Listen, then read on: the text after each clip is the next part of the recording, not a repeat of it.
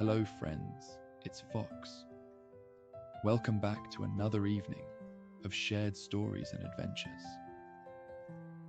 For those who've seen a few of my other videos, you'll know by now that the world of Dungeons and Dragons is a setting I absolutely love for a good story.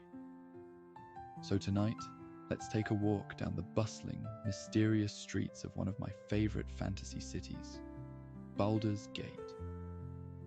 If you've ever found yourself lost in the intrigue of this place, you know exactly what I mean. It's a city where anything can happen, and probably will. Your fate and that of your companions is at the mercy of the dice, and luck is a cruel mistress indeed. We're diving into brand new tales with some familiar adventurers and a couple of fresh faces. From the busy, dimly lit alleyways to grand manors just outside the city gates, we've got plenty to explore tonight. And if you're enjoying our journey together, consider joining our little adventuring party over on Patreon. It's a great way to get some extra perks and help keep these tales coming.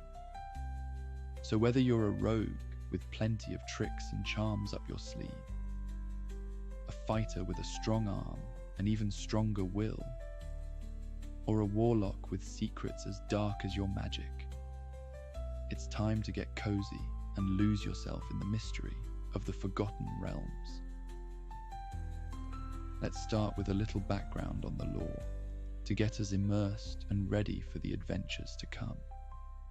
Now you see, Baldur's Gate wasn't always a city.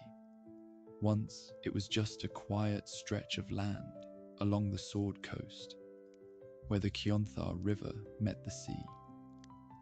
But that was before Balduran returned from his voyages, before his ship's hull groaned with the weight of treasures, and before his name was whispered in every corner of the land. The gate that bears his name was never about keeping people out. It was about drawing them in. The upper city is where the gold flows like wine, or so they say. The patriarchs, those noble families who carry coin purses heavy enough to dent even the finest silk, rule from their manors.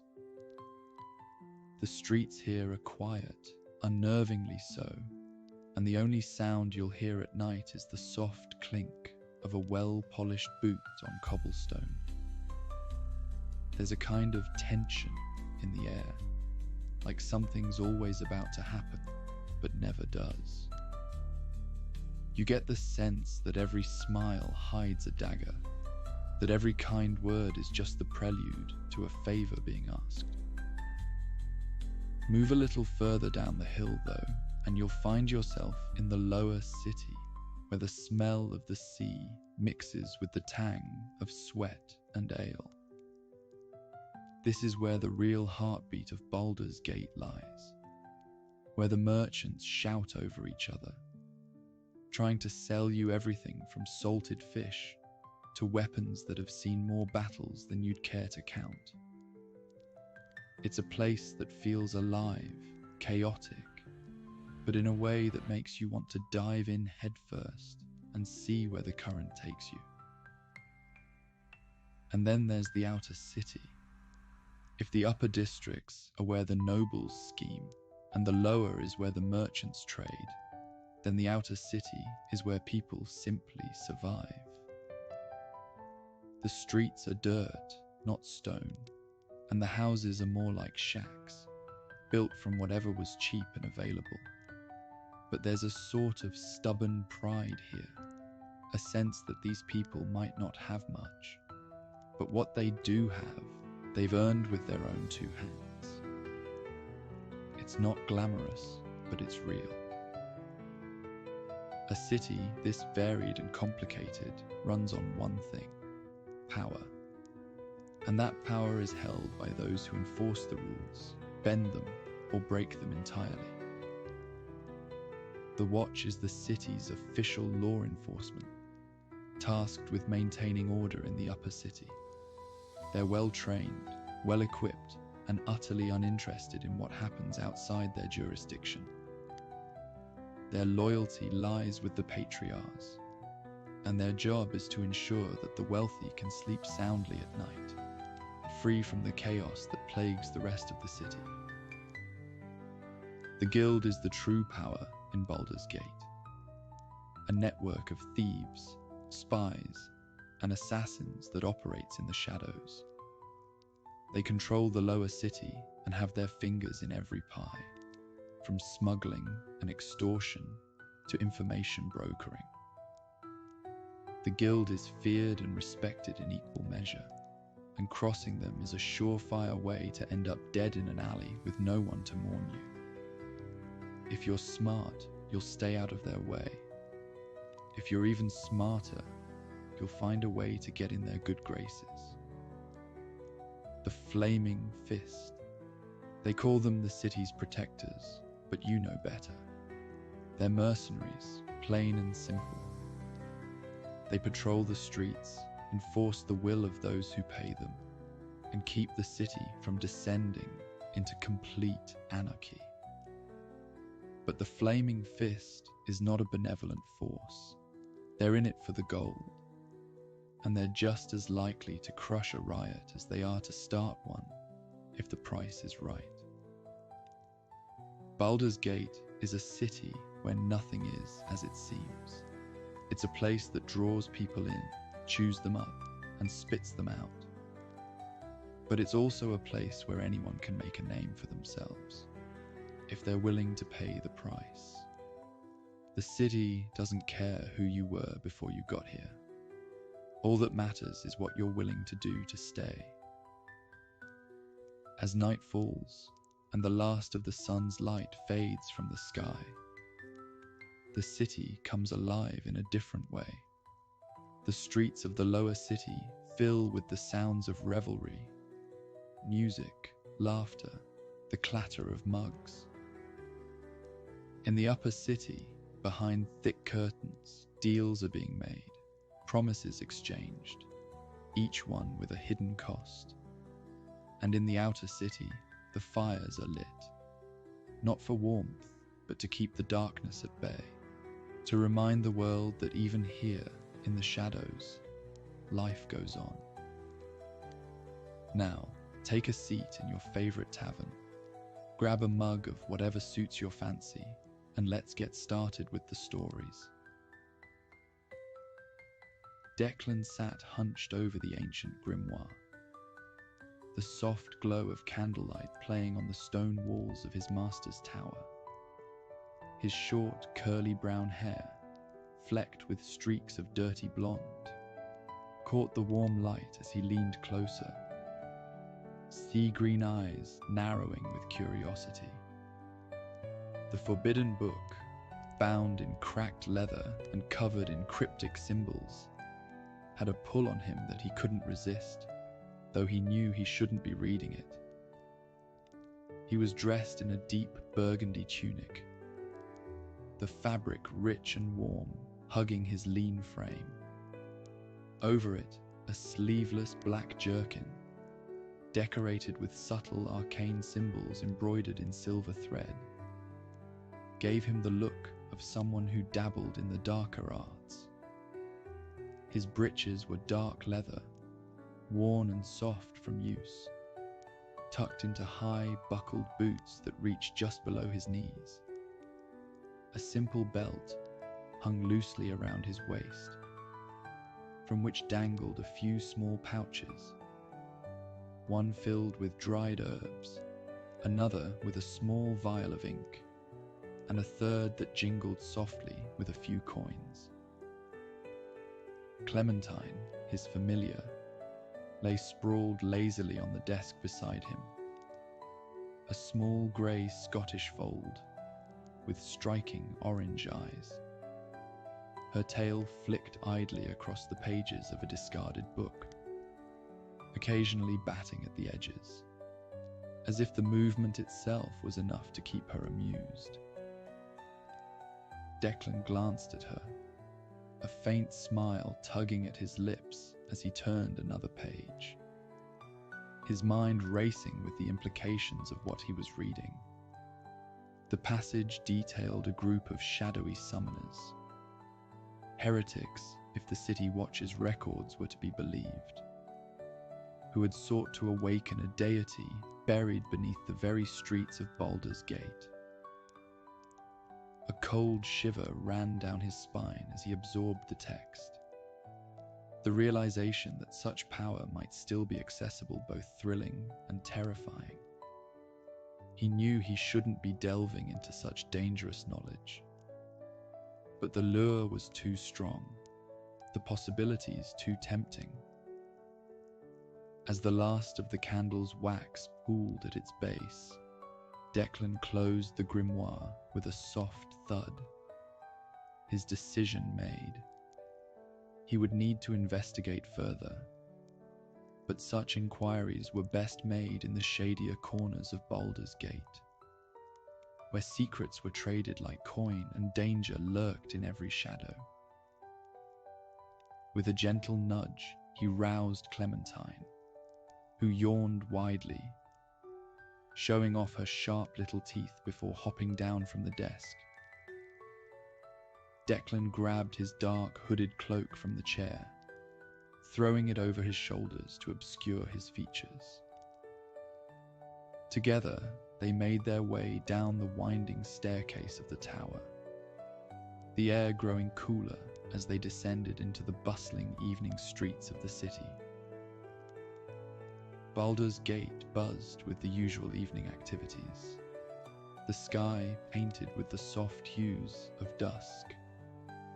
Lanterns hanging from iron posts flickered to life, casting a muted glow on the cobblestone paths.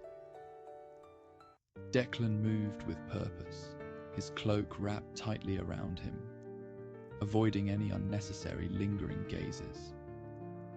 Clementine trotted beside him, her orange eyes alert, ears twitching at the myriad sounds that filled the air.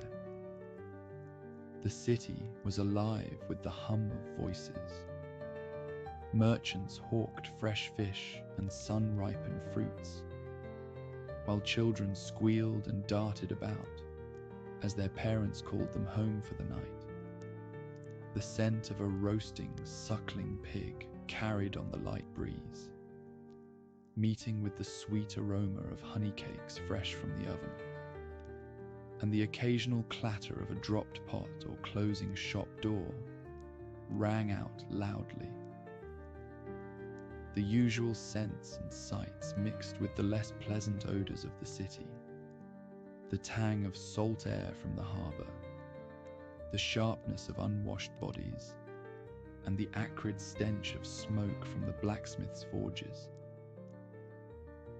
Declan's destination lay in the lower city, where the shadows grew thicker and the law's presence thinner. The shops here were different. Narrow alleys, lined with stalls selling trinkets of questionable origin. Taverns with cracked signs swinging on rusty hinges, and doorways that led to places best left unexplored. The evening brought out a different crowd, faces hooded and hands often concealed, dealing in goods that wouldn't be found in the daylight markets. As they made their way deeper into the lower city, Clementine weaved through Declan's legs, her tail brushing against the hem of his cloak. The familiar streets were comforting but dangerous, a place where he knew he could find answers, but where the wrong move could lead to a knife in the back.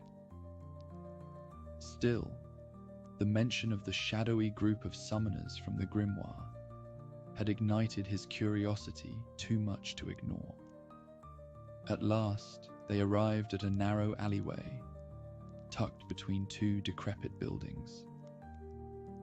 A woman, leaning against a wall, her eyes heavy-lidded and lips painted a deep crimson, watched Declan as he approached.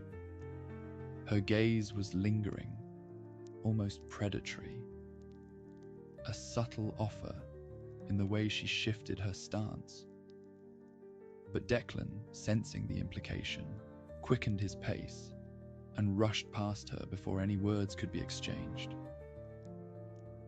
The entrance to a hidden gambling den was marked only by a single, weathered lantern that cast an eerie green light over the cobblestones. Declan approached cautiously, Clementine at his heels, purring dangerously as she surveyed the area. A burly man stood at the entrance, arms crossed over a broad chest. His thick moustache twitched as he sized Declan up, his expression one of barely concealed disdain. "Not tonight, elf," the man grunted, blocking the entrance with a solid wall of muscle. Declan offered a disarming smile, though it did little to ease the tension in the air. "I'm just here to ask a few questions," he said, his tone smooth but firm. The guard snorted, shaking his head. "Questions don't get you in here. Gold does, and you don't look like you've got enough of it." Clementine, observing the interaction, narrowed her eyes thoughtfully. Without drawing attention to herself, she slipped away into the shadows, moving with the silent grace that only a cat could manage. Declan continued his conversation with the guard, feigning interest in the man's boasts about the den's exclusivity and the high-stakes games played within. Meanwhile, his cat found a narrow gap in the wall, just wide enough for her to squeeze through. On the other side, the interior of the gambling den was lively and noisy, the sounds muffled by the thick walls. She darted through the room, unnoticed by the patrons engrossed in their games, until she reached the door where the guard was stationed. With a delicate paw, she flipped a small latch, one that was likely meant to be used in emergencies to allow a quick exit. Back outside, Declan saw the faintest movement from the door and heard a soft click. He gave the guard an understanding nod. "I see," he said, taking a step back. "Perhaps another time." The guard smirked, satisfied that he had turned away yet another would-be intruder. He barely noticed as Declan moved away from the entrance, further into the darkness of the alleyway. But as soon as the guard's attention drifted, Declan slipped sideways, moving quickly to the now unlatched door. With a subtle push, the door creaked open just wide enough for Declan to slip inside, unnoticed. Clementine was waiting for him on the other side, her tail flicking in amusement as he gently closed the door behind him, securing it once more from the inside. Declan gave her a quick scratch behind the ears as a thank you, and together they made their way deeper into the gambling den. The interior was warm, almost stifling, with the scent of sweat, alcohol, and smoke heavy in the air. The room was dimly lit by low-hanging chandeliers, their light reflecting off the polished wood of the tables, where games of chance were in full swing. The patrons were a motley crew, humans, dwarves, and a few elves, all focused intently on their cards or dice, their expressions ranging from hopeful to desperate. Declan pulled his hood lower, blending into the background as he made his way through the room. Clementine had returned to her usual spot on his shoulder, licking her paw disinterestedly.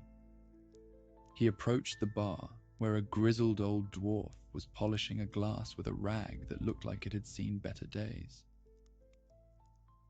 "What can I get you?" the dwarf asked without looking up, his voice gruff. "Information," Declan replied quietly, sliding a silver coin across the counter. "I'm looking for someone."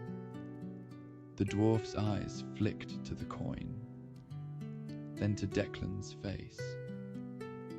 "Lots of people looking for lots of someones," he muttered. "Who's yours?"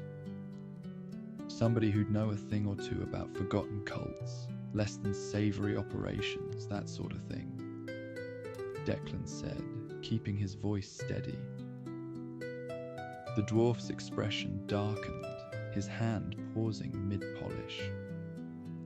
"You're treading dangerous ground, elf," he warned. "I'll make it worth your while," Declan insisted, freeing another coin from his pouch and holding it aloft. The dwarf sighed, glancing around to make sure no one was listening. "Name's Karina. She's at the back table," he said finally, nodding toward a shadowy corner of the room. "Been around longer than most. Knows more than she lets on. If there's anything to know about your cult, she's the one. But she's not going to talk to you without a good reason."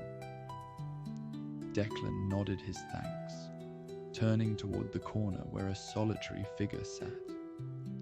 A tiefling woman with deep crimson skin and horns that curled elegantly above her head. Karina. She was hunched over a deck of cards, shuffling them with practiced ease, her golden eyes catching the light as she noticed his approach. Declan took a deep breath and made his way over, his heart thudding in his chest. The tiefling woman ignored him for a moment, her focus seemingly on the game at hand as she continued to shuffle and riffle. The soft click of the cards, combined with the low hum of the gambling den, created an oddly calming rhythm, but Declan remained uneasy. "Mind if I sit?" he asked, trying to keep his voice even as he pulled back a chair. Karina finally looked up, her golden eyes sharp and appraising. She tilted her head slightly, considering him for a moment before she spoke. "Depends on what you're here for," she said, her voice smooth, but with an accented edge that suggested she wasn't one to be trifled with. Declan settled into the chair, placing his hands on the table in a non-threatening manner. "I'm looking for information," he admitted. "About a cult, one that's been forgotten by most. I was told you might know something." Karina's eyes narrowed slightly, but she didn't respond immediately. Instead, she took a few large gulps of ale, smacking her lips thoughtfully. Finally, she set the mug down and leaned back in her chair, folding her toned arms across her chest. "Information like that doesn't come cheap," she said, "and I don't deal with just anyone. What's your interest in this cult anyway?" Declan hesitated, knowing that too much honesty could be dangerous, but a lie might be even worse. "I found some mentions of it in an old book," he said carefully. "It mentions summoners, and a deity buried beneath the city. I need to know more, to understand what they were trying to do." Karina studied him for a long moment, her expression unreadable. Then, with a slight nod, she leaned forward again, her fingers tapping lightly on the deck of cards. "I might know something," she said, her voice dropping to a near whisper. But I'm not just going to hand it over. Let's make it interesting. Declan raised an eyebrow. What do you have in mind? Karina's lips curved into a small, almost mischievous smile. A game of cards, she said simply. You win, I'll tell you what I know. You lose, well, let's just say you'll owe me something in return. Karina's gaze shifted to Clementine, who was perched on Declan's shoulder, her orange eyes observing the conversation with feline indifference. Your little companion, Karina said, her smile widening. She's got a certain charm, and I think she'd make a fine addition to my collection. Clementine's ears twitched at the mention of her, and she glanced at Declan, who felt a pang of unease. He couldn't afford to lose, but he also knew that Karina wouldn't be making this offer if she didn't think she had the upper hand. Declan agreed, though his mind was already racing with ways to ensure he'd win. Let's play. Karina expertly dealt from the deck, the cards sliding effortlessly from her fingers. Declan picked up his hand, trying to keep his face neutral as he studied the cards. It was a game he knew well, but he also knew that winning against Karina wouldn't be easy. She had the advantage of experience and likely knew all the tricks. As the game went on, Clementine subtly shifted her position, moving from Declan's shoulder to the table. At first glance, it might have seemed like a simple repositioning for comfort, but in reality, she was positioning herself to observe his opponent's cards. Her sharp eyes caught the slightest reflection of Karina's hand in the polished surface of a nearby lantern, an angle that would have gone unnoticed by anyone else. Declan noticed Clementine's small, almost imperceptible signals, a flick of the tail, a slight turn of the head, as she communicated what she saw. It was a delicate dance, one that required both of them to stay focused and subtle. As the hands continued, Declan carefully played his cards, making calculated bets and bluffs, each move informed by the hints his familiar was feeding him. But Karina remained composed, her clever eyes betraying nothing as she played each hand with the confidence of someone who rarely lost. But Clementine's assistance gave Declan the edge he needed. He was able to fold when outranked and push when he knew he had the advantage, slowly gaining ground in the game. In the final round, he picked up his hand and glanced at the cards. 2 queens and 2 tens, with 1 card remaining. As the last one was dealt, Declan drew a queen, securing a full house. Clementine flicked her tail twice, a signal that the final card in Karina's hand didn't complete a winning hand. Declan kept his composure and pushed the last of his chips forward, matching Karina's bet. She smirked as she laid down her cards. 3 of a kind, a strong hand, but not strong enough. Declan revealed his full house, queens over tens, and watched as Karina's expression flickered with surprise, before she masked it with a neutral look. Well played, she admitted, though there was a hint of bitterness in her tone. It seems you've bested me." Declan remained silent, waiting for her to follow through on her promise. Karina sighed, reaching into her pocket and pulling out a single card. A joker, but not like any he had seen before.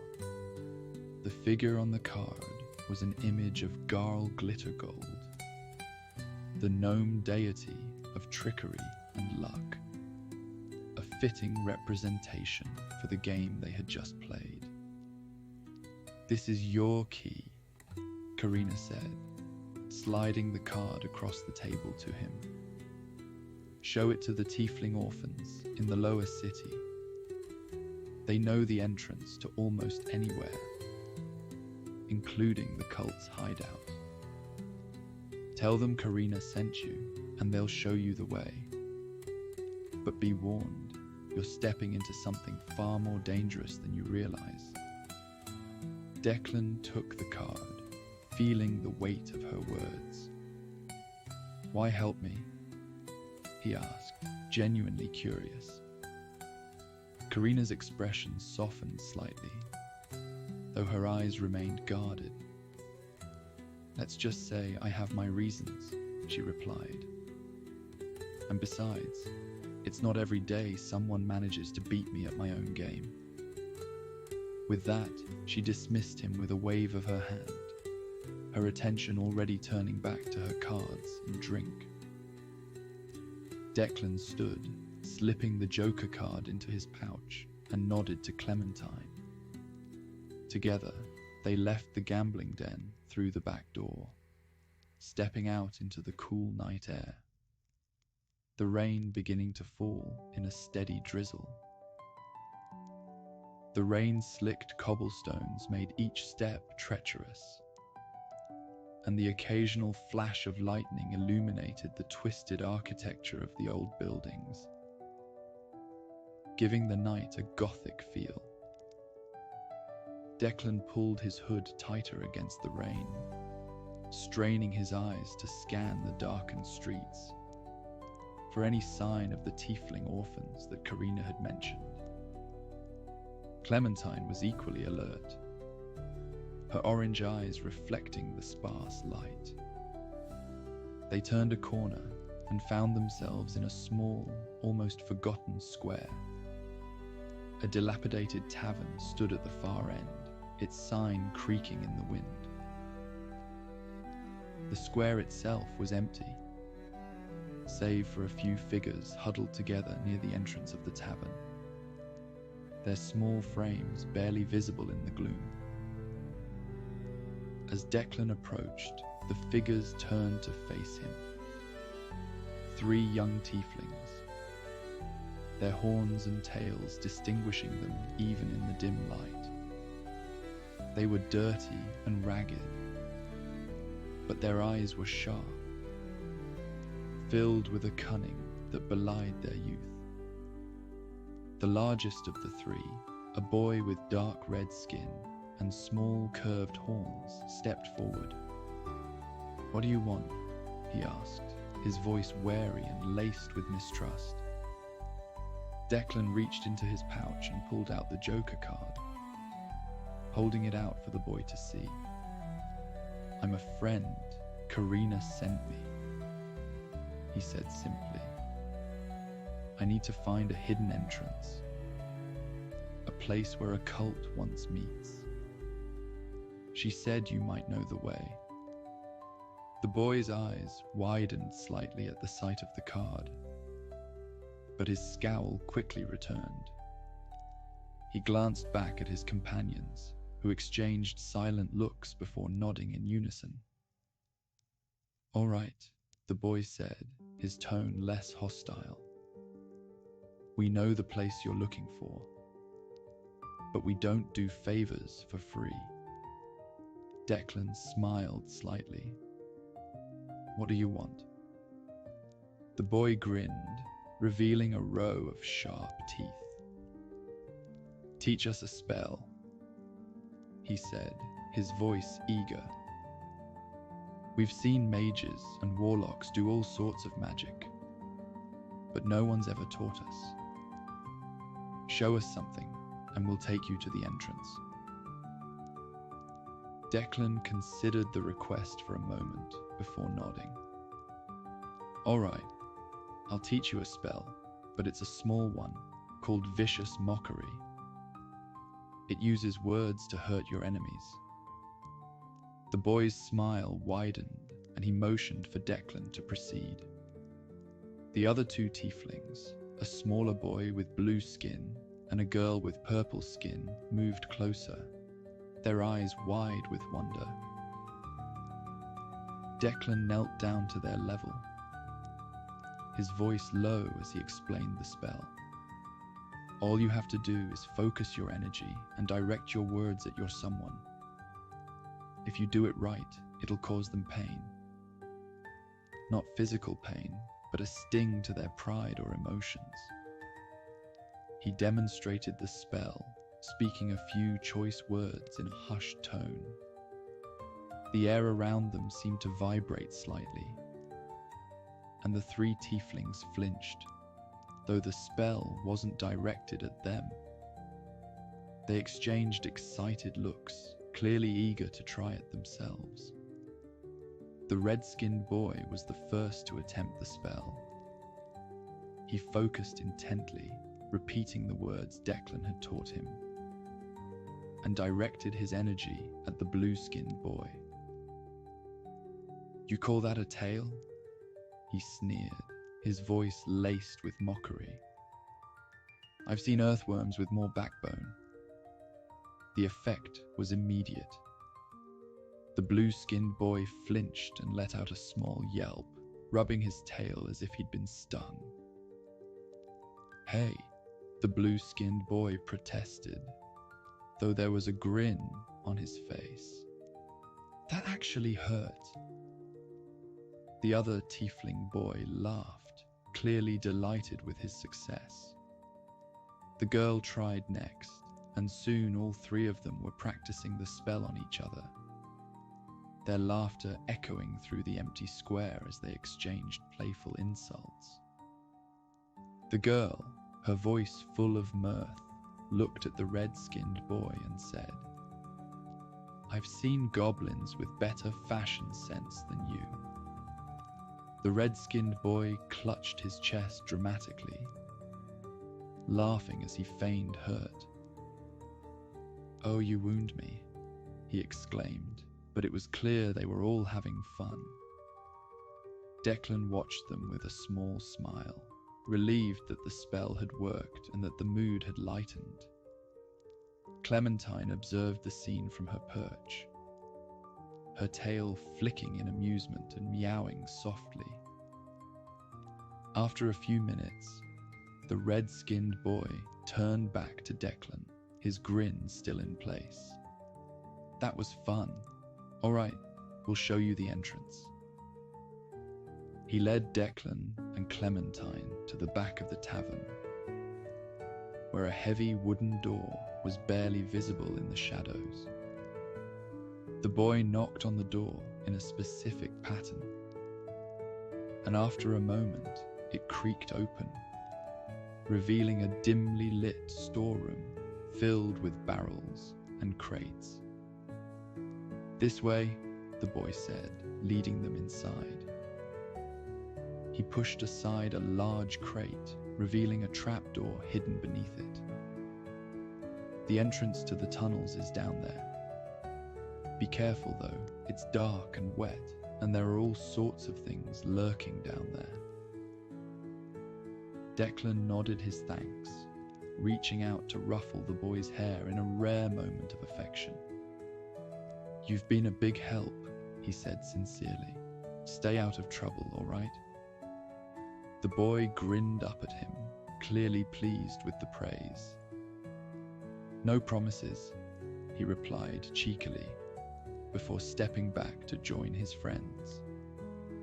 Declan took a deep breath, and with Clementine still on his shoulder, opened the trapdoor. A gust of damp, musty air greeted them as they peered into the darkness below. The narrow ladder leading down creaked ominously under their weight, but they descended carefully, leaving the faint light of the storeroom behind. The tunnels beneath Baldur's gate were a maze of damp, narrow passageways, and the smell of mildew was almost suffocating.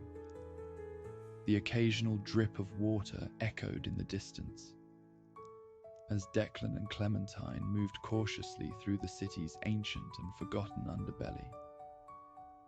They began to feel rather helplessly lost. But then the distant sound of chanting reached their ears, growing louder with each step. Declan's heart raced as he realized they were close. The summoners were here, and whatever ritual they were performing was already underway. They rounded a final corner and found themselves at the entrance to a large underground chamber. The room was dimly lit by a series of sputtering torches, and a group of robed figures stood in a circle at the center of the chamber. Their hands were raised as they chanted in a language that sent shivers down Declan's spine. In the middle of the circle, a large stone altar held a dark, swirling vortex of energy, its terrible presence filling the room with palpable dread. Declan felt a surge of panic. The summoners were attempting to wake something, ancient and dangerous, something that should never see the light of day. He had to stop them, but how? Clementine, sensing his fear, leapt from his shoulder and darted into the chamber, her small form barely noticeable in the shadows. Declan watched as she approached the altar, her eyes fixed on the swirling vortex. The summoners were too focused on their ritual to notice the small grey cat sneaking among them. Clementine moved with the stealth of a tiny predator, her mind already formulating a plan. She leapt onto the altar, her paws swiping at the dark energy as if it were another of her toys, disrupting its flow for just a moment. The chanting faltered as the vortex flickered, its form becoming unstable. The summoners exchanged confused glances, concentration momentarily broken. Clementine seized the opportunity, her sharp eyes spotting the focal point of the ritual. A small, dark crystal embedded in the altar. Without hesitation, she knocked the crystal off, sending it skittering across the floor. The effect was immediate. The vortex wavered, dark energy collapsing in on itself as the ritual was thrown into disarray. The summoners gasped in shock, their chanting turning into cries of alarm as they realized their spell had been sabotaged. But instead of dissipating entirely, the remaining energy of the botched ritual began to coalesce into a new form. And Declan watched in stunned disbelief as the swirling matter reshaped itself into a figure, an unexpected one. Before them stood a rotund, jolly creature, clad in brightly coloured robes that shimmered with every colour of the rainbow.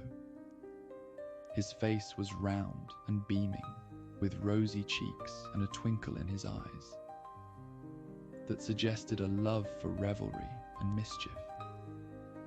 In one hand, he held a golden goblet overflowing with a frothy, sparkling drink, and in the other, a long pipe from which wisps of fragrant smoke curled into the air. This was not the fearsome eldritch god the summoners had intended to awaken. Instead, they had inadvertently summoned Gluttox, the jolly patron of festivities, a forgotten deity of partying and good times. For a moment, there was stunned silence in the chamber, as everyone, including the summoners, tried to process what had just happened. Gluttox, oblivious to the confusion, let out a hearty laugh, his voice warm and booming. "What a delightful surprise," Gluttox declared, raising his goblet in a toast to the bewildered onlookers. "It's been far too long since I've had the pleasure of a good party. Let's not waste this opportunity, shall we?" The summoners, who had been preparing for a dark and apocalyptic ritual, were completely thrown off. The cult leader stepped forward nervously and stammered, "We were trying to summon, the devourer of souls." Gluttox let out another full-bellied laugh. "Well, you've summoned the devourer of pies, ale, and all things delicious instead." But as Gluttox began to conjure tables laden with food and drink, their initial shock gave way to a strange acceptance. The atmosphere in the chamber shifted from one of dread to one of celebration, the tension melting away as the summoners, out of sheer confusion, began to join in. Declan, still standing at the entrance, watched in awe as the chamber transformed into an impromptu feast. Platters of exotic roasted meats, wheels of cheese, and baskets of warm, buttered bread appeared out of thin air. Jugs of sweet wine and tankards of ale flowed freely. Clementine returned to Declan's side, her eyes gleaming with pride at having successfully averted the disaster. Declan knelt down to scratch behind her ears, relieved beyond words. "You really saved the day, didn't you?" he murmured, chuckling despite himself. He watched in happy shock as the cultists, who were moments ago on the brink of summoning something truly terrifying, were now engaged in a game of pin the tail on the manticore. As the party in the chamber continued to grow, more people began to arrive, drawn by the sounds of celebration. Among them were Karina and the tiefling orphans, who looked around in surprise at the unexpected festivity. Karina caught sight of Declan and raised an eyebrow, a smirk playing on her lips. "Well, well," she said, sidling up to him. "Looks like you've managed to turn a doomsday cult into a dinner party." "Not bad, elf." Declan shook his head in disbelief and started laughing as he saw the tiefling orphans hiding behind a pillar, using vicious mockery on a few unaware cultists who yelped in pain and whipped around in confusion. The rest of the evening passed in a blur of joy and laughter. The cultists began to realize that maybe they've been going about their dark worship all wrong. "This is way better than summoning world-ending horrors," one cultist said with a wide grin, gnawing on a turkey leg. The tiefling orphans ran about, delighted by the endless supply of sweets and treats. And even Karina seemed to let her guard down, enjoying the revelry with a glass of wine in hand. A few hours later, the party began to wind down, the revelers gradually dispersing back to their homes. Gluttox, his energy seemingly boundless, continued to entertain those who remained. But it was clear that the night had been a resounding success. Declan and Clementine finally made their way to the exit, having ate and drank their fill. As they left the chamber, Declan glanced back one last time, watching as Gluttox raised his goblet in a final toast to the night. With a smile, Declan made his way back up to the storeroom and stepped out into the cool night air, the rain having finally ceased. Clementine curled up sleepily on his shoulder, and together they walked through the quiet streets of Baldur's Gate, the memory of the night's strange and wonderful events lingering in their minds. The world was still full of mysteries and dangers, but for now, Declan was content. He hummed a playful tune as the sun began its rise over the buildings and made his way back to the tower, wondering where his next adventure would lead him to.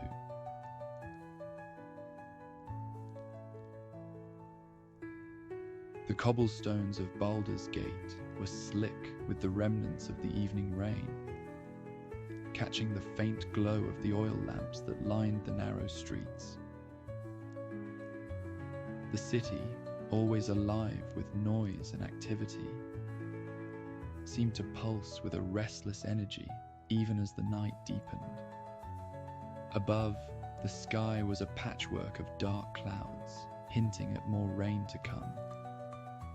Jorin, the human rogue, walked at the front of the group, his worn boots barely making a sound on the wet stones. His dark leather armor, scuffed and patched in places, hugged his lean frame, and his hood was pulled low, hiding the mischievous grin that played at the corners of his mouth. He flicked a glance back at his companions, the silver glint in his eyes betraying the thoughts that spun behind them. Well, that was a spectacular failure, he said, his tone light despite the sting of their recent defeat. Behind him, Thalia, the elven ranger, sighed deeply, her fingers tightening around the strap of her bow, which was slung across her back. Her silver hair, still damp from the rain, clung to her neck, and her green cloak was spattered with mud. "We were this close," she murmured, holding her thumb and forefinger barely an inch apart. Her sharp green eyes flickered over the rooftops, ever watchful, even in the relative safety of the city. Dorna, the dwarf paladin, let out a gruff chuckle, her heavy chainmail clinking softly with each step. Could have been worse. We might have ended up in one of those fish barrels down by the docks. Her voice was thick with the accent of her mountain kin, and she patted the hilt of her warhammer, which hung at her side.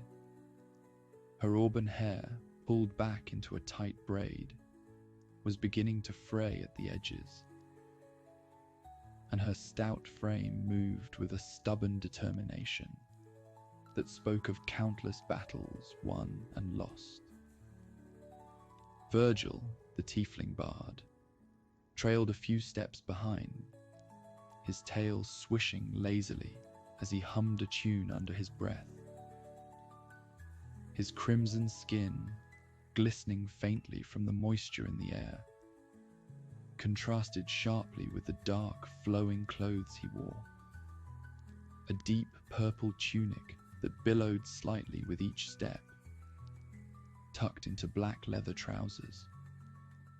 His horns, curling elegantly from his forehead, caught the light of the lanterns, casting twisted shadows on the walls around him. "I don't know about the rest of you," he said, his voice smooth as silk, "but I could use a stiff drink and a warm fire."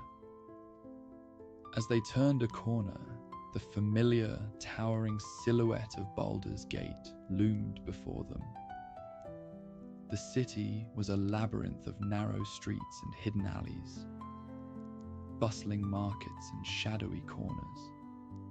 The architecture was a mix of old and new, crumbling stone buildings that had stood for centuries side by side with newer, brightly coloured structures. The walls, high and imposing, were marked with the scars of countless sieges, and the gates, though open, seemed to whisper of the city's dark history.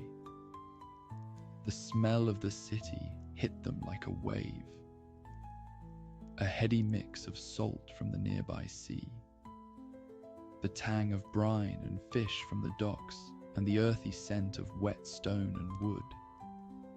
Somewhere nearby, the sharp, metallic aroma of a blacksmith's forge mingled with the more enticing scent of something being seared. Fish, probably, bright and fresh, making Dorna's stomach grumble loudly.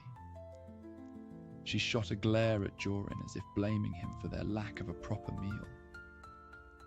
They made their way through the winding streets, the sounds of the city buzzing around them, the distant clatter of hooves on stone, the shouts of vendors closing up their stalls, and the occasional drunken cheer from a nearby tavern.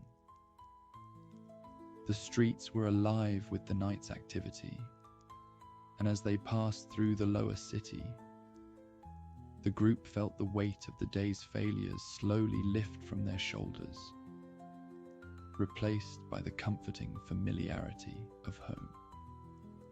Their destination, a modest but cozy tavern, nestled in a quieter part of the city, was just ahead. The sign hanging above the door creaked slightly in the breeze. The weary traveller and the warm light spilling from the windows was a welcome sight after the day they'd had. Inside, the tavern was a haven of warmth and light. The fire crackled in the hearth, sending flickers of orange and yellow dancing across the room. The tables were scattered with patrons, most of them locals, and the air was thick with the smell of roasting meat and freshly baked bread. But there was also a subtle undertone of something sweet, perhaps honeyed mead, that added a comforting richness to the atmosphere. Jorin led them to a table near the fire, dropping into a chair with a relieved sigh. He pulled back his hood, revealing a mop of dark hair that he ran a hand through absently. "Drinks are on me," he announced, waving down the barmaid with a grin that didn't quite reach his eyes. Talia leaned her bow against the wall and sat down next to him, her eyes scanning the room out of habit. "I'll take whatever's strongest," she said, her voice low and tired. Dorna thumped down into her seat with a grunt, her chainmail clinking as she did. "Just bring the keg," she muttered, half joking, though her expression was dead serious. Virgil slid into the chair opposite Jorin, his lute resting on the table beside him. He didn't say anything, just gave a small, contented smile as he let the warmth of the fire soak into his bones. The drinks arrived quickly, and they raised their mugs in a silent toast to another day survived.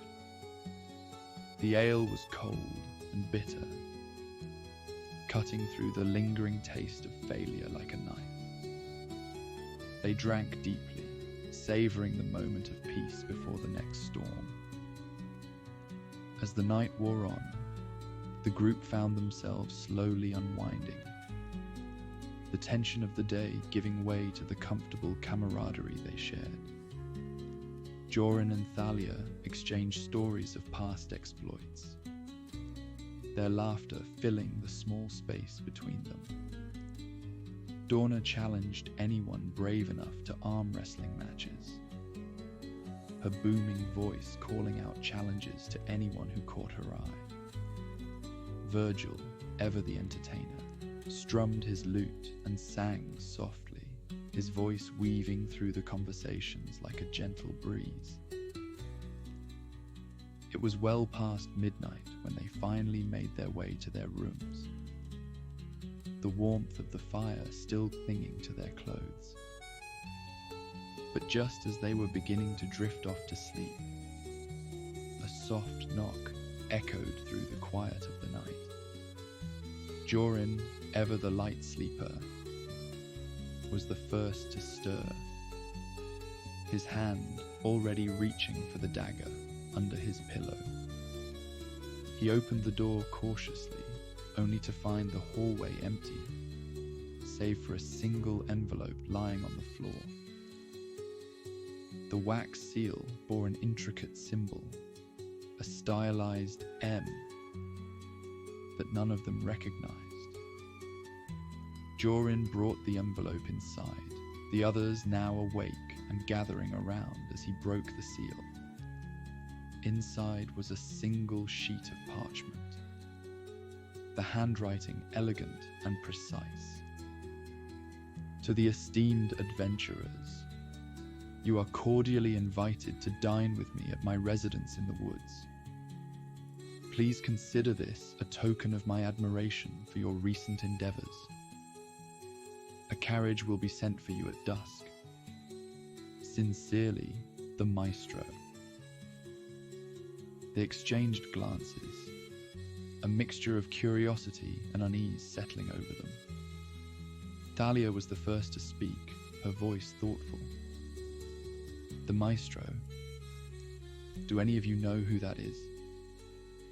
Dorna shrugged, her eyes narrowing. Sounds like a trap.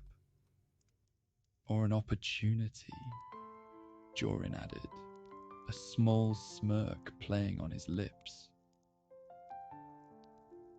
The morning sun crept into their rooms far too early for any of their liking. Jorin squinted at the light streaming through the small window, pulling the thin blanket over his head with a groan. His mind was a tangled mess of half-remembered dreams and the lingering taste of last night's ale. For a moment, he considered ignoring the strange invitation and going back to sleep. But curiosity gnawed at him like a rat at a sack of grain. By the time he dragged himself out of bed, the others were already gathered downstairs in the tavern's common room. Thalia was leaning against the bar, her sharp eyes scanning the morning crowd with the cool detachment of a hunter.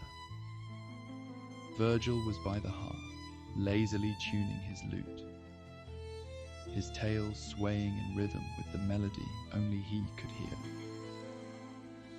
Dorna, predictably, was hunched over a plate piled high with sausages, eggs, and a hunk of bread that could double as a bludgeon. Jorin slid into a seat at the bar, catching the eye of the barmaid as she passed. She was a pretty thing, with bright eyes and a mischievous smile that curved just enough to make him wonder if she knew something he didn't.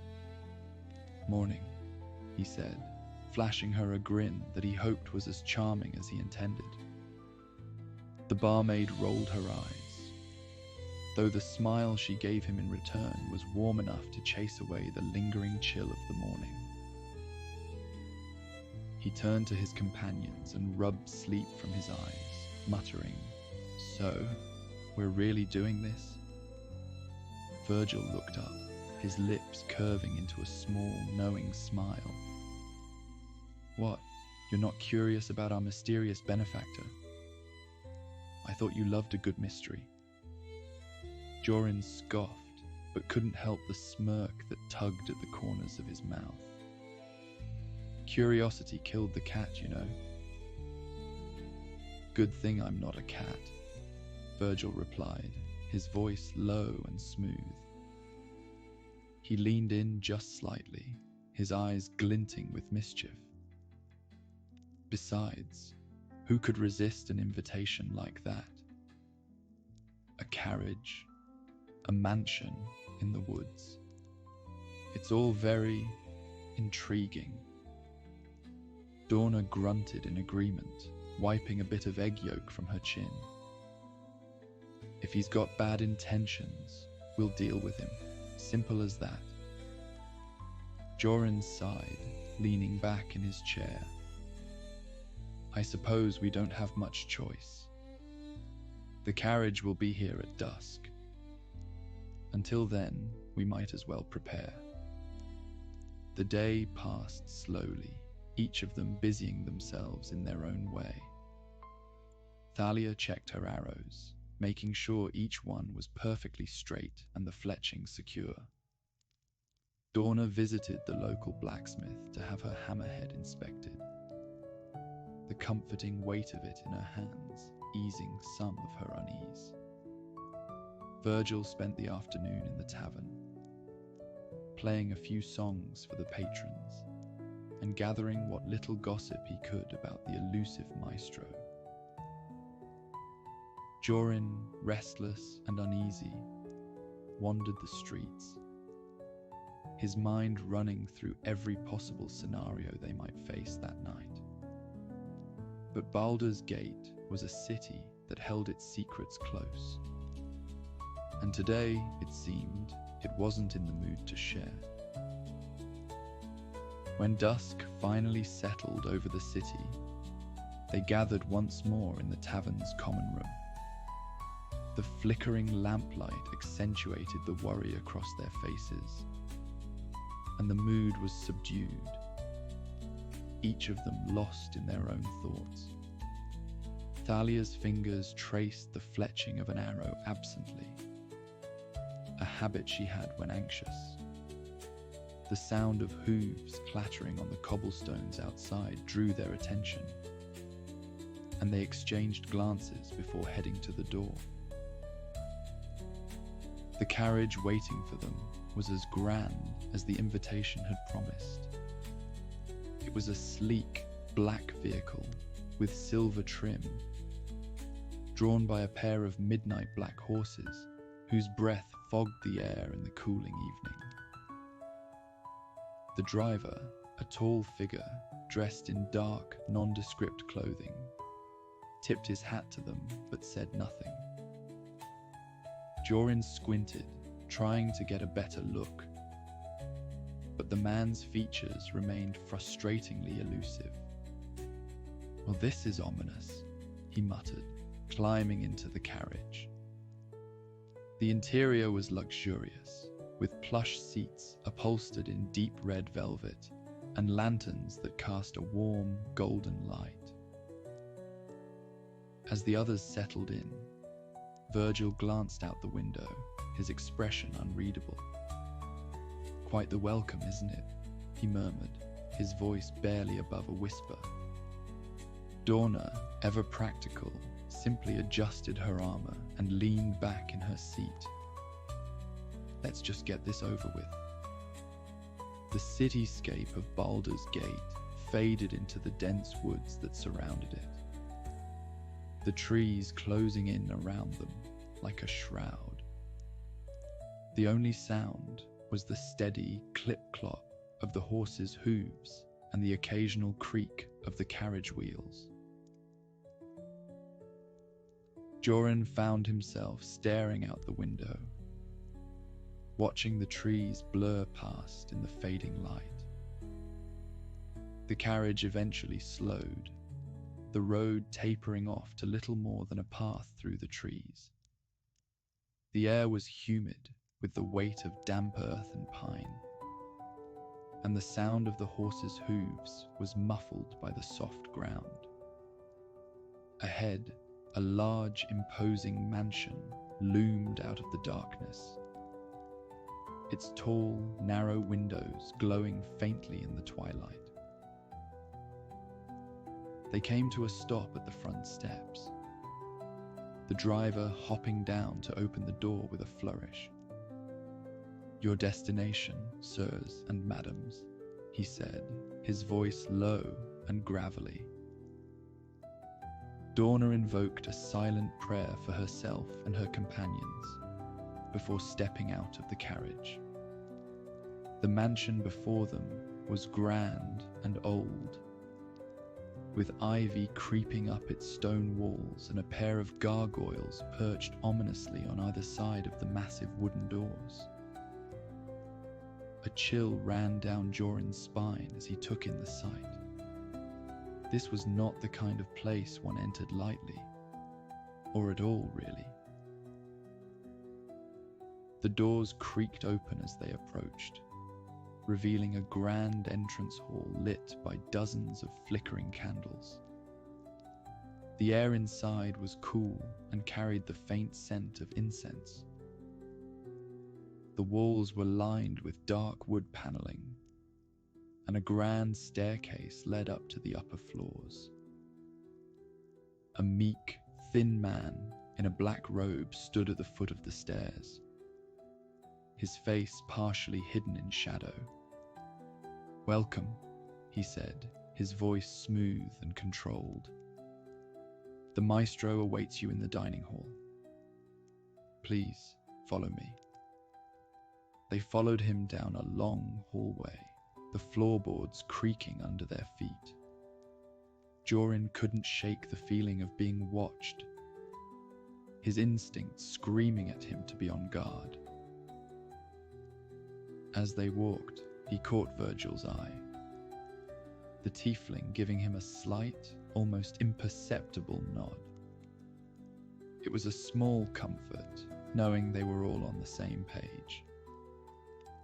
The dining hall was a cavernous room with a long table set for a feast.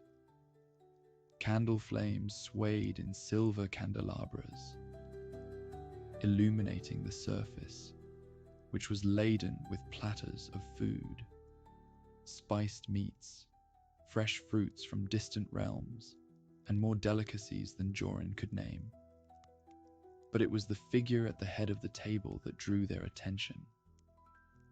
The Maestro was an imposing figure, tall and slender, with sharp aristocratic features and piercing eyes that seemed to see right through them.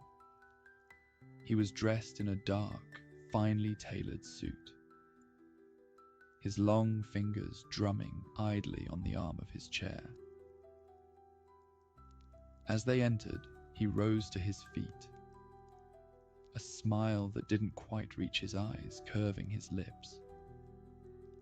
"Welcome, my dear friends," he said, his voice smooth as silk. "I've been eagerly awaiting your arrival. Please sit. We have much to discuss." Jorin hesitated, but something in the Maestro's gaze held him in place. A subtle pull that he couldn't quite resist. He moved toward the table, the others following suit, each of them taking a seat as the Maestro gestured for them to do so. As they settled in, Jorin's eyes drifted over the spread of food, his stomach twisting with both hunger and unease. There was something off about this whole situation, something he couldn't quite put his finger on. The silence in the dining hall was thick enough to cut with a knife. The only sounds the soft crackling of the candles and the faint clinking of silverware against fine porcelain. Thalia shifted in her seat, the plush velvet of the chair suddenly uncomfortable, as the Maestro's gaze swept over them, taking in every detail with unnerving precision. "Well," the mysterious man began, his voice a smooth purr that filled the room. "I must say, I am delighted to have you all here. It is not every day that one gets to host such esteemed adventurers." His gaze lingered on each of them in turn, as if weighing their worth. Virgil, the smooth talker amongst them, was the first to break the silence.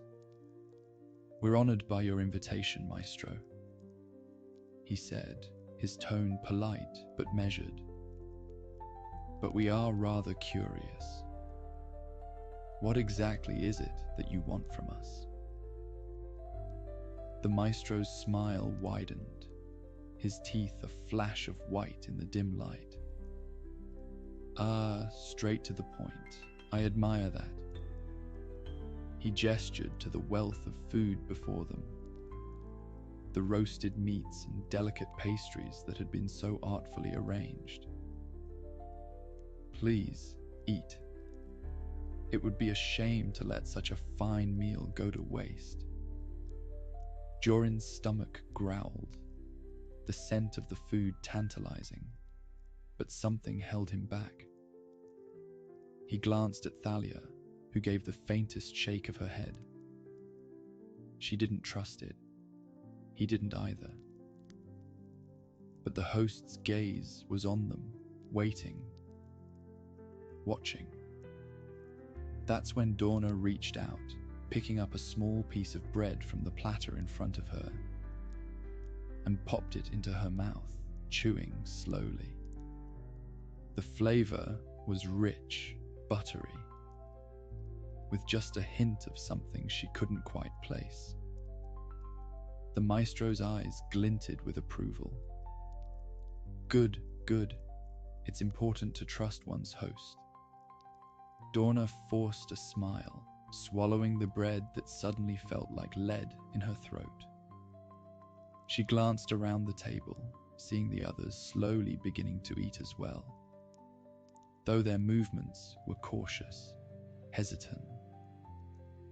The Maestro retook his seat at the head of the table, his movements graceful and fluid. You see, I've been following your exploits for some time now. He continued, his tone conversational, as if they were old friends catching up over dinner. Your talents, shall we say, have not gone unnoticed. Thalia finally spoke, her voice cool and sharp. And what exactly do you want with our talents? The Maestro's smile didn't waver, but there was a flicker of something in his eyes. Amusement, perhaps, or something darker. I have a proposition for you, one that I believe will be mutually beneficial. He leaned back in his chair, steepling his fingers as he regarded them. But first, a test of sorts. A game, if you will.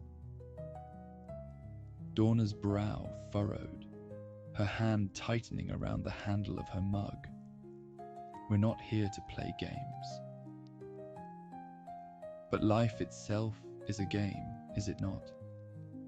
The Maestro's voice was light, almost playful. But there was an edge to it that made Jorin's skin crawl. And the stakes, my dear, could not be higher. Virgil leaned back in his chair, toying with the curl of his horns lazily, though his eyes were sharp and calculating. And what exactly are these stakes? The Maestro's expression radiated with a gleeful malice as he said, Why, your lives, of course. The words hung in the air like a curse. The room suddenly colder. Jorin felt a chill run down his spine, his hand instinctively moving to the hilt of his dagger. Across the table, Dorna's chair scraped against the floor as she stood, her warhammer clutched tightly in her hand. If you think we're going to play along with whatever twisted game this is, you've got another thing coming, she growled, her voice low and dangerous. The Maestro's expression didn't change, but he tilted his head with amusement, perhaps, or pity. I assure you, the game has already begun. Before any of them could react, the doors at the far end of the dining hall slammed shut with a resounding bang, the sound echoing through the room. Jorin jumped to his feet, and Thalia was beside him in an instant, her bow at the ready, an arrow already notched. The tall man remained seated, his expression calm and unbothered, as if the sudden change in atmosphere was nothing more than a minor inconvenience. "Because you see," he continued, his voice smooth and unhurried, "this is more than just a dinner party. It is a test of your abilities, your wits, and your resolve. Only those who prove themselves worthy will leave this place alive." Jorin's mind raced, the pieces of the puzzle falling into place with a sickening clarity. They had walked right into a trap, just as they'd all suspected. But there was no time for regret, no time to question their choices. They were in this now, and the only way out was through. Virgil laughed tersely, shaking his head in disbelief as he said, "And what exactly do we have to do to pass this test?" The Maestro's smile returned, cold and calculating. "Survive." The group stiffened, meeting each other's gaze and nodding assuredly. They had been through worse than this. Cursed tombs, haunted forests, battles that had pushed them to the brink. They could survive this too. They had to. The Maestro stood as he gestured to the doors at the far end of the hall.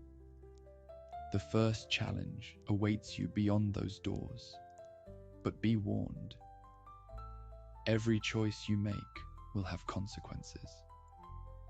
Jorin wondered if it was too late to turn back, to find another way out. But the doors behind them were sealed, and the only path left was forward. He nodded to Thalia, who gave him a tight, determined smile. And together they moved through the room, the others close behind. As they reached the doors, Jorin felt a cold sweat break out across his skin.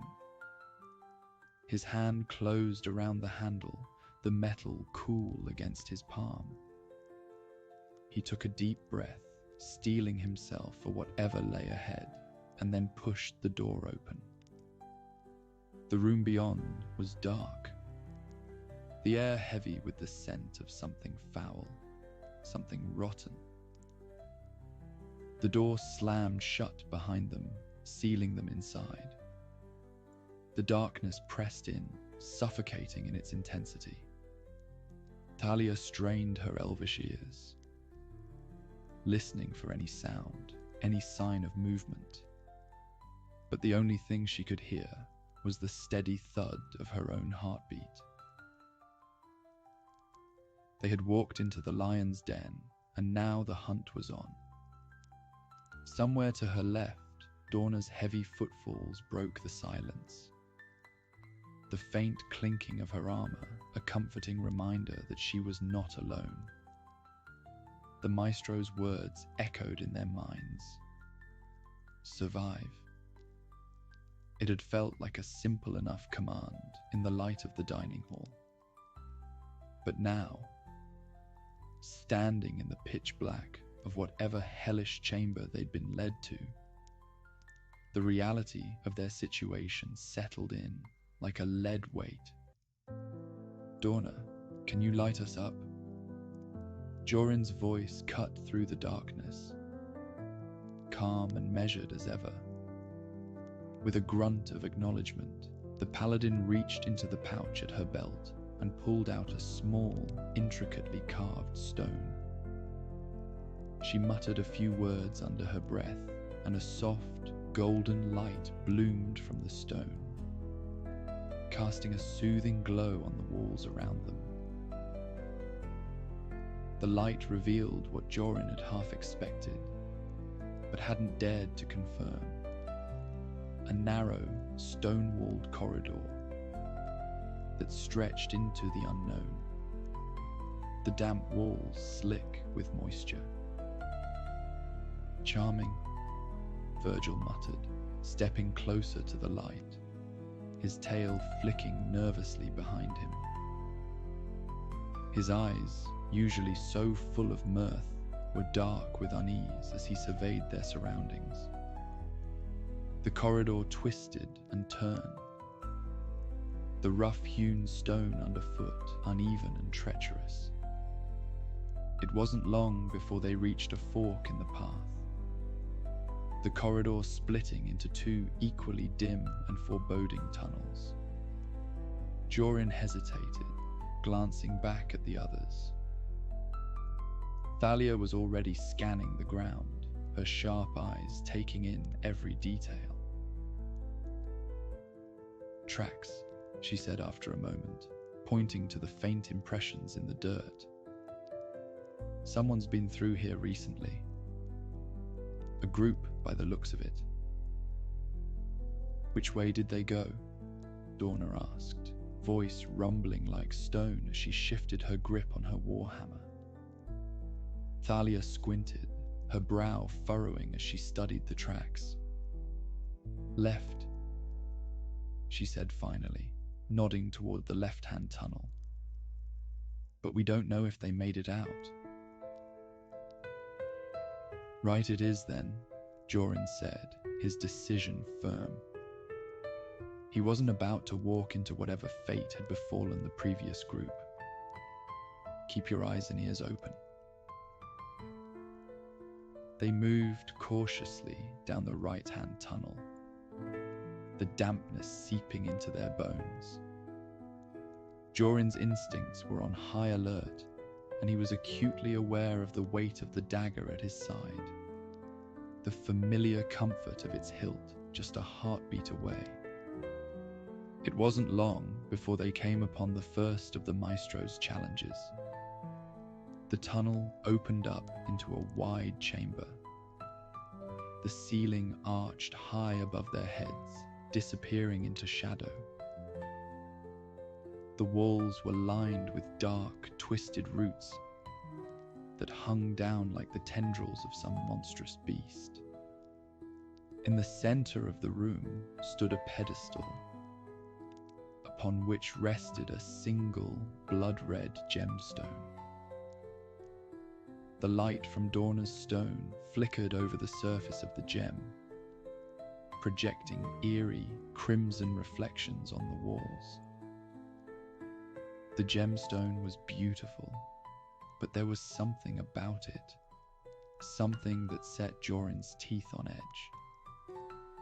Virgil was leaning against the wall, his eyes locked on the gemstone, his usual grin replaced by a tight, thoughtful frown. "I've read about things like this," he murmured, almost to himself. "Powerful artifacts, cursed, enchanted. They can be dangerous, unpredictable." Jorin's lips twisted into a wry smile. "Dangerous and unpredictable. Sounds like us." Without another word, he reached out and grasped the gemstone. For a heartbeat, nothing happened. The gem was cool to the touch, its surface smooth and flawless, like a polished drop of blood. Then, suddenly, the room lurched. The first drops of blood appeared at the corners of the chamber, dark and viscous, trickling down the walls with a sickening slowness. Jorin jerked his hand back, dropping the gemstone. But the damage was done. The trickles became streams, and the streams became rivers, the blood pouring in from all sides, pooling on the floor, rising rapidly around their ankles. "Gods," Thalia breathed, her voice barely above a whisper, her eyes wide with horror as she watched the crimson tide creeping up their legs. Dorna wasted no time. She slammed her warhammer into the stone floor with a force that sent tremors through the chamber. the sound a deafening boom that seemed to shake the very foundation of the room. She bellowed, her voice commanding, filled with the authority of a warrior who had faced the darkest horrors the world could offer. Her other hand shot up to grasp the holy symbol around her neck, a simple iron pendant shaped like a mountain, the emblem of her deity. She began to chant, her voice low and resonant, a prayer that carried the weight of centuries. As she spoke, a golden light began to emanate from her, growing brighter and stronger until it surrounded them, forming a shimmering dome that pushed back against the encroaching blood. But even as the divine shield held, the blood continued to rise, pressing in from all sides, the weight of it straining against Dorna's protective barrier. Sweat beaded on her brow, her muscles trembling with the effort of holding the shield in place. The others huddled close to her, their faces pale and tense, eyes darting around the chamber for any sign of escape. It was Jorin who spotted it, an almost imperceptible line in the stone floor, a tiny seam just beneath the pedestal where the gemstone had rested. His rogue's instincts flared, and he dropped to his knees, fingers scrabbling at the edge of the seam, searching for a way to pry it open. His focus was razor sharp as he pulled a slender lockpick from his belt. He slid the pick into the seam, feeling for the mechanisms within, his heart pounding in his chest as the blood continued to rise, now reaching their waist. "Come on," he muttered under his breath, his hands moving with practiced precision, every second ticking by like a hammer blow. Finally, there was a soft click, and the seam widened, revealing a trapdoor just beneath the pedestal. Jorin didn't waste a moment. He shouted to get their attention, yanking the door open, the heavy stone slab groaning as it moved. Thalia was the first to drop through the trapdoor, her slender form slipping into the darkness below without hesitation. Virgil followed, his lute clutched tightly to his chest, his eyes wide with barely contained panic.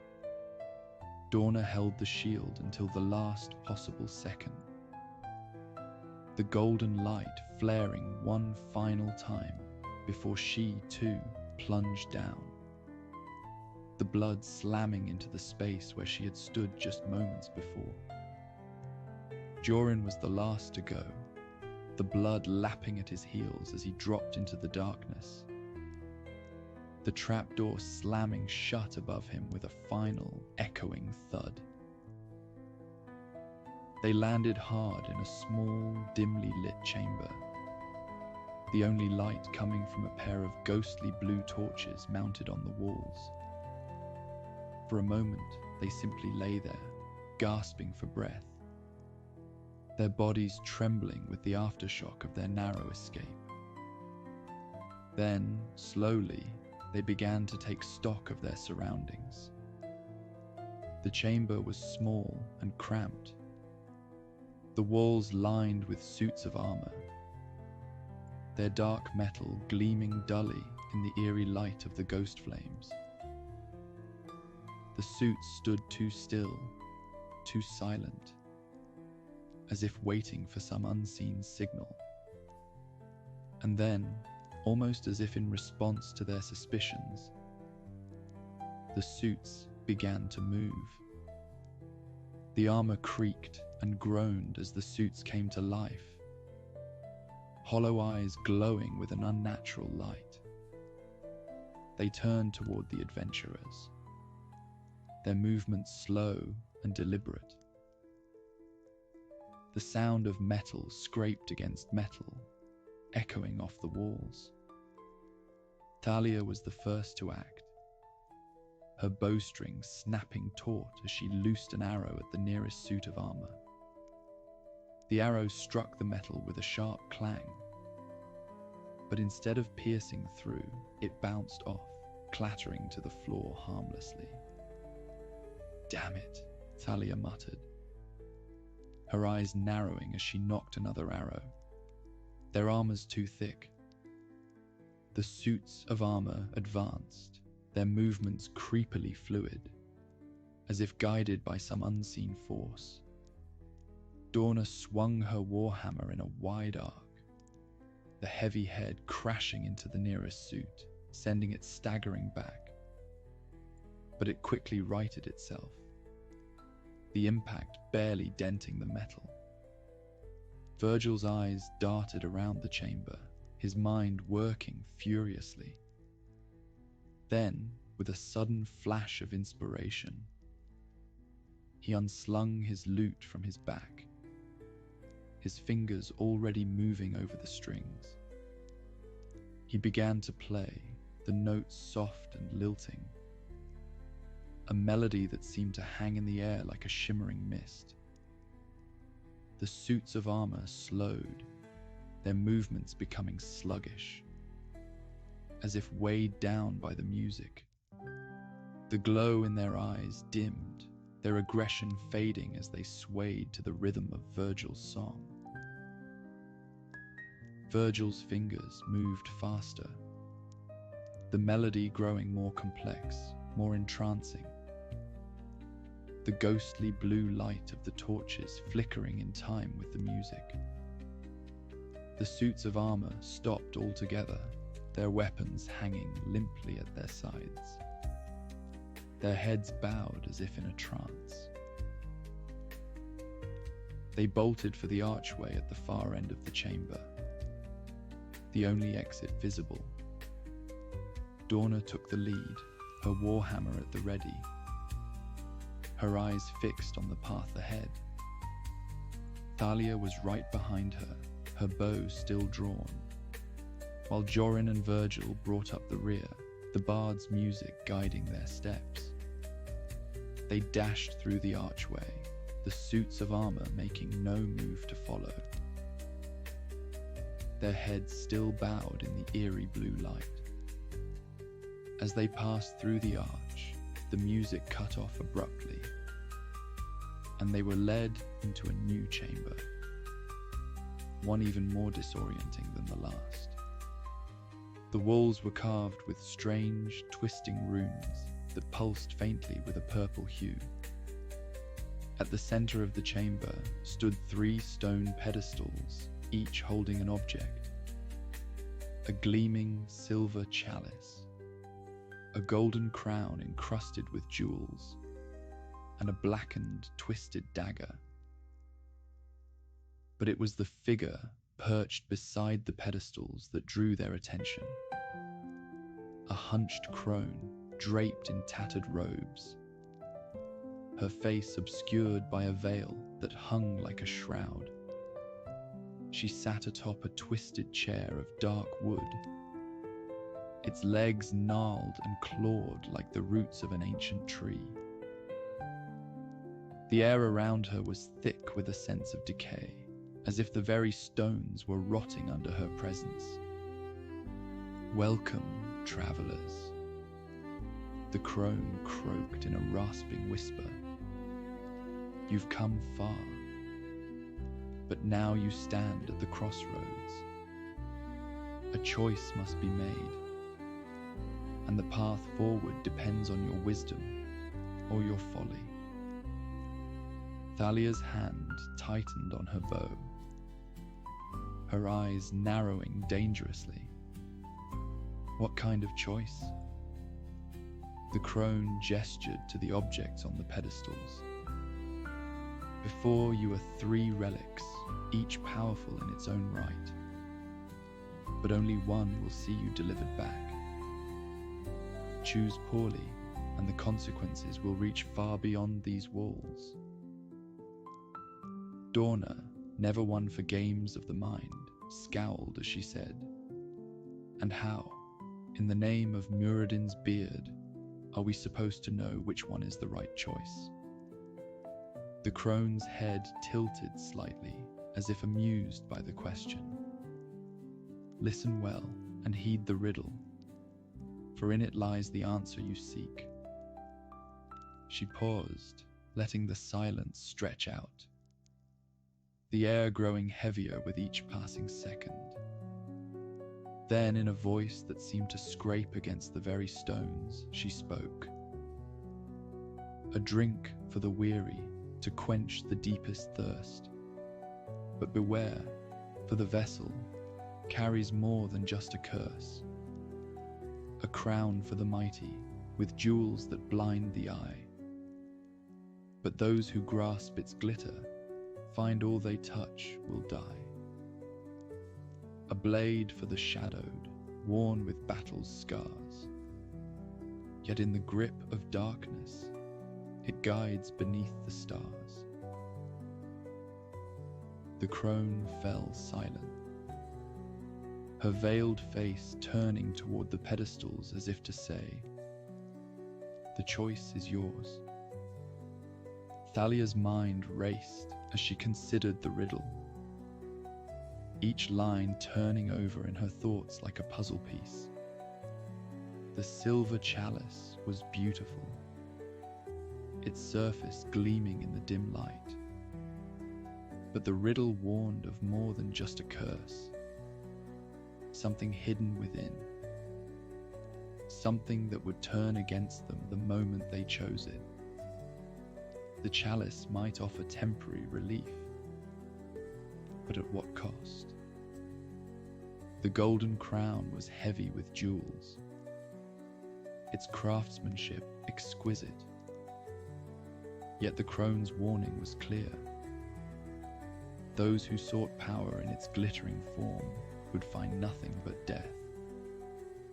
The crown was a lure for the ambitious, those who would grasp at power without understanding the cost. With jewels that blind the eye, it was too obvious, too tempting, and in this place that made it dangerous. And then there was the blackened dagger. It was the least appealing of the three. Ugly, twisted, scarred by countless strikes. But the riddle spoke of shadows, of guiding beneath the stars. And Thalia understood that the dagger wasn't meant to be beautiful. It was meant to be useful. A tool forged in the fires of experience, tempered by the struggles it had endured. "The dagger," Thalia said quietly, though not without hesitation. "It's the only choice that makes sense." The others looked at her, surprised, but they didn't question her judgment. They had learned to trust her instincts, her sharp mind having saved them on more than one occasion. Thalia stepped forward and reached out to grasp the dagger. The moment her fingers closed around the hilt, the chamber was plunged into darkness. The runes on the walls flared brightly, their light blinding, and the ground beneath them shook violently. For a moment, Thalia feared she had made the wrong choice, that the riddle had been a trick. But then the light dimmed and the shaking stopped. The crone was gone, and the other relics had vanished. Thalia looked down at the dagger in her hand, its surface now glowing faintly with a soft, warm light. A new door at the far end of the chamber caught their eyes. Surely this wasn't here before, Thalia thought to herself. It was unlike any door they had seen before. Its surface seemed to shimmer and ripple, as though it were made from a canvas of stars. The light from the dagger reflected off the door's surface, creating patterns that danced like constellations. In the center of the door was a single slot, narrow and vertical, as if waiting for something to complete it. Thalia approached cautiously, the others close behind, wary of any more tricks and twists. She could feel the faint hum of energy emanating from the door, a resonance that seemed to echo in time with the pulse of the dagger in her hand. Without a word, she lifted the dagger and with a steady hand slid it into the slot. It fit perfectly. The moment it clicked into place, the door began to shift and change. The stars on its surface swirled, forming a vortex of light that expanded outward. The chamber was bathed in a soft, ethereal glow, and with a sound like a sigh, the door swung open. Beyond the threshold was a familiar sight, the Maestro's central hall. The grand, opulent space was just as they had left it, with its high vaulted ceilings, dark crimson tapestries, and polished marble floors. But now there was something different in the air, a tension that crackled with unfulfilled promises. The group stepped through the door, and as they did, the door closed silently behind them, the stars on its surface fading into darkness. The hall was empty, save for the Maestro himself, who stood at the far end, his slender figure framed by the light of the candelabras. He turned to face them as they entered, his expression inscrutable, his dark eyes swimming with a calculating malice. The Maestro's voice carried easily across the hall, smooth and controlled.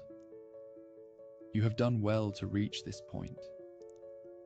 Few have the tenacity to make it this far. Virgil leaned against a nearby pillar, feigning boredom. Are you finally going to tell us what the purpose of this little charade is? The Maestro's smile was thin, and with a casual gesture of the hand, he replied, "Purpose, my dear tiefling, is a concept that often eludes those who seek it. But in this case, it is pleasingly simple. I only want what you have proven capable of achieving. Success in the face of uncertainty, resourcefulness in the throes of danger, an intellect amidst the shadows of confusion. Simply put, I need your assistance." Joran stepped forward, his tone edged with impatience. Assistance with what, exactly?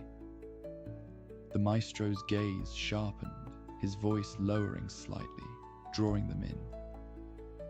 There is an artifact, the Book of the Black, hidden deep within the Underdark.